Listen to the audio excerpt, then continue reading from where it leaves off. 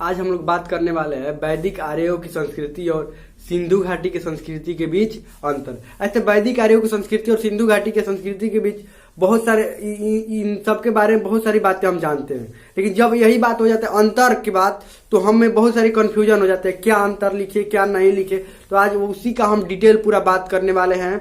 वैदिक आर्यों और ये सिंधु घाटी सभ्यता के बीच प्रमुख क्या अंतर है, चलिए आइए देखते हैं। तो देखिए पहला नंबर है इनकी सभ्यता ग्रामीण थी। ये है वैदिक आर्यों की, ये वैदिक आर्य और इधर है सिंधु घाटी सभ्यता। जब भी अंतर लिखना होता है हम दो पार्ट में बांट देते हैं और उसके बाद क्या करते हैं, हम दो पार्ट में बांटने के बाद अंतर लिखते हैं। चलिए पहले है वैदिक आर्य और इधर है सिंधु घाटी की सभ्यता के लोग। तो पहला वैदिक आर्य का पहला है इनकी संस्कृति, ये इनकी जो सभ्यता और संस्कृति थी वैदिक आर्यों की ग्रामीण थी, लेकिन यही जब सिंधु घाटी के लोगों की बात हो तो इनकी सभ्यता नगरीय थी। देखिए जब सभ्यता रहन सहन की बात हो, जबकि गांव और कहाँ ये रहते थे, तो रहने का ही ये अंतर इसका लिखेंगे। मान लीजिए इसमें लिख दिया हम कि वैदिक आर्यों की संस्कृति ग्रामीण थी, और इसमें ये नहीं लिख सकते हैं हम अभी उसी समय कि ये लोग किस चीज का यूज करते थे। जैसे मान लीजिए ये घोड़े से परिचित थे या नहीं थे, ये बात नहीं लिख सकते हैं। इसमें यही लिखना होगा कि इनकी सभ्यता ग्रामीण थी, तो इनकी सभ्यता ही बताने होगी कि गांव में रहते थे कि नगरीय थी कि क्या थी। सभ्यता को रहन सहन से ही उसको उसका अंतर स्पष्ट किया जाता है। तो ये जो वैदिक आर्य थे ये गांव में रहते थे, इनकी सभ्यता क्या थी, ग्रामीण थी। लेकिन यही सिंधु घाटी के लोगों की सभ्यता क्या थी, नगरीय थी। ये तो हम लोग को पता ही है कि वैदिक आर्य जो रहते थे गांव में रहते थे, कृषि करते थे, पशुपालन करते थे। लेकिन यही सिंधु घाटी के लोग क्या थे, व्यापारी थे। और व्यापारी थे ये कहाँ रहते थे, नगर में। आप अभी भी देखिएगा, ऐसे वर्तमान की हम अगर बात करें, वर्तमान वाला जो उदाहरण ले, तो अभी भी व्यापारी जो होते हैं, जो धनी लोग होते हैं, जो व्यापारी, वो कहाँ रहते हैं, वो रहते हैं नगरों में। लेकिन यही जो कृषि करने वाले लोग होते हैं वो कहाँ रहते हैं, कृषि करने वाले लोग गांव में रहते हैं। तो वह भी वैदिक आर्य कौन थे, कृषि और पशुपालक थे, तो कहाँ रहते थे, गांव में रहते थे। और वो सिंधु घाटी के लोग व्यापारी थे, इसलिए कहाँ रहते थे, ये नगर में रहते थे। उसके बाद ये जो वैदिक आर्य थे ये स्वर्ण, चांदी, ताम्र, लोहे से परिचित थे। ये किस चीज से, ये सोने से भी, चांदी से भी, तांबा से भी और लोहे से भी ये क्या थे, परिचित थे। ये सारे चीजों से ये परिचित थी। लेकिन यही सिंधु घाटी की बात करते, ये पाषाण एवं कांसे से परिचित थे। अभी लोहे से इनका परिचय नहीं हुआ था। देखिए वैदिक आर्यों में इनका प्रचलन क्या था, सोने से भी परिचित हो गए थे, और उसके बाद लोहे से भी। लोहा का प्रचलन जब शुरू हुआ यहाँ पर वैदिक आर्यों में, तो एक अजब क्रांति आई कृषि में। बहुत तेजी से कृषि का क्षेत्र क्या हुआ, विस्तार हुआ, बहुत तेजी से कृषि का क्षेत्र विस्तार हुआ। लेकिन ये जो लोग थे ये तो पाषाण, पत्थर और कांसे से ही सिर्फ परिचित थे, इनको लोहा का ज्ञान नहीं था। समझिए इतना विकसित जो सभ्यता हुई सिंधु घाटी सभ्यता, अगर उनको लोहा का सपोर्ट अगर मिल गया होता, अगर लोहा हो गया होता, मतलब उनको लोहे से पहचान हो गई होती, तो और कितनी विकसित संस्कृति होती हो, आइए इसका अंदाजा लगाना मुश्किल है कितनी विकसित होती। इनका विकास और विकसित कैसे हुआ, ये लोहे के कारण ही, इनका एक अलग ढंग से ही एक क्रांति आई। आगे बढ़ते हैं। तीसरा नंबर में है ये जो वैदिक आर्य थे ये बहुदेववाद के समर्थक थे। बहुदेववाद के समर्थक थे, ये यज्ञ करते थे। यज्ञ, बहुदेववाद का मतलब ये होता है कि बहुत सारे देवताओं को मानते थे। ये क्या करते थे, बहुत सारे देवताओं को मानते थे और यज्ञ भी करवाते थे। ये वैदिक आर्यों का हमने पहले पढ़ा भी है, या जो नहीं वीडियो पहला देखे हैं लिंक डिस्क्रिप्शन में होगा, देख लीजिएगा। वैदिक आर्य थे वो बहुत बड़े बड़े यज्ञ करवाते थे। यज्ञ करवाने में खर्च बहुत लगता था, और यज्ञ भी बहुत बड़े बड़े यज्ञ करवाते थे।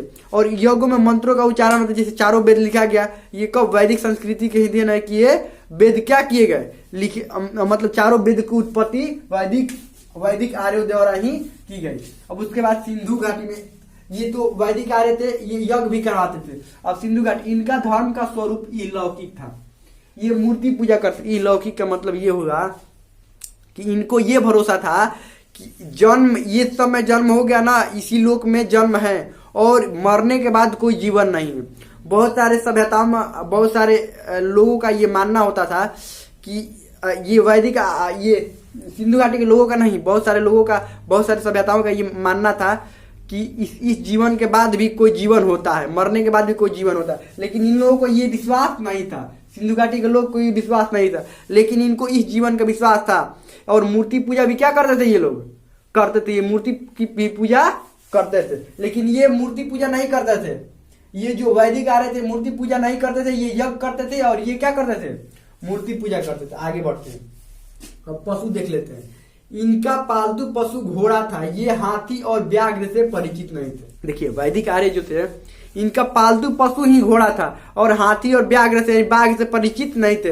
लेकिन जब इनका देखिएगा ये घोड़े से अपरिचित थे। कभी कभी ये भी सवाल आता है कि घोड़े से परिचित थे या नहीं थे सिंधु घाटी के लोग। लेकिन ये घोड़े से सिंधु घाटी वाले परिचित नहीं थे। ये जो वैदिक आर्य थे ये घोड़े से ही, मतलब घोड़े से बहुत अच्छा इनका परिचय। जब बड़ा बड़ा युद्ध लड़ा जाता था, किससे लड़ा जाता था, घोड़े द्वारा ही लड़ा जाता था, ये वैदिक आर्यों द्वारा। लेकिन ये घोड़े से परिचित नहीं थे, लेकिन ये हाथी और व्याघ्र यानी कि बाघ से परिचित थे। भले ही घोड़े से न परिचित हो, लेकिन ये हाथी और बाघ से परिचित थे। आगे बढ़ते हैं, 5 नंबर, इनकी शिक्षा मौखिक थी। ये वैदिक आर्यों की शिक्षा मौखिक होती थी, लेकिन इनका सिंधु घाटी के लोगों की शिक्षा चित्रात्मक लिपि थी। इनकी अपनी लिपि थी, लेकिन वैदिक आर्यों क्या था, मौखिक थे। जैसे ये उदाहरण समझते हैं, जो वेद होते हैं जैसे साम वेद, ऋग वेद, यजुर्वेद, अथर्ववेद, ये चारों जो वेद है ये पहले लिखित नहीं थे। ये तो हम लोगों को भी पता है।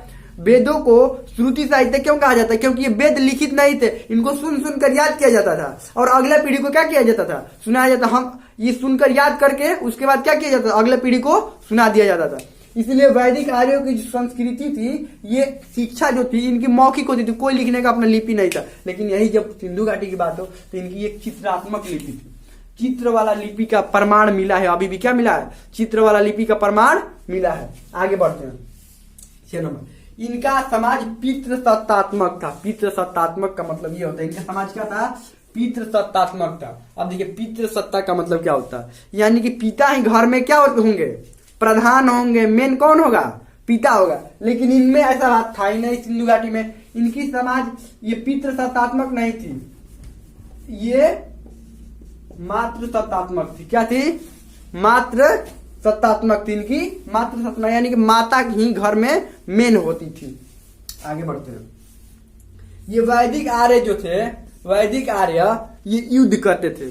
वैदिक आर्य क्या करते थे, युद्ध करते थे। लेकिन यही जब बात आती है सिंधु घाटी के लोगों की, तो इनका युद्ध का कोई ऐसा प्रमाण ही नहीं मिला। जैसे वैदिक आर्य घोड़े से परिचित थे, ये युद्ध करने में माहिर थे और लोहे से भी ठीक ठाक ही परिचित थे। जब लोहा और घोड़ा से ये लोग परिचित हुए तो क्या हुआ, ये युद्ध करने में एकदम माहिर हो गए। बहुत युद्ध बहुत ज्यादा करते थे। युद्ध किस लिए होता था, या तो जमीन के लिए युद्ध हो गया, या पशुओं के लिए युद्ध हो गया, या कुछ और के लिए क्या करते थे ये लोग, युद्ध करते थे। लेकिन इनका कोई युद्ध का प्रमाण नहीं मिला। ये एक व्यापारी थे, एक नगर में रहते थे। तो यही इन दोनों के बीच का मेन डिफरेंस हुआ, यही इन दोनों के बीच का अंतर होता है।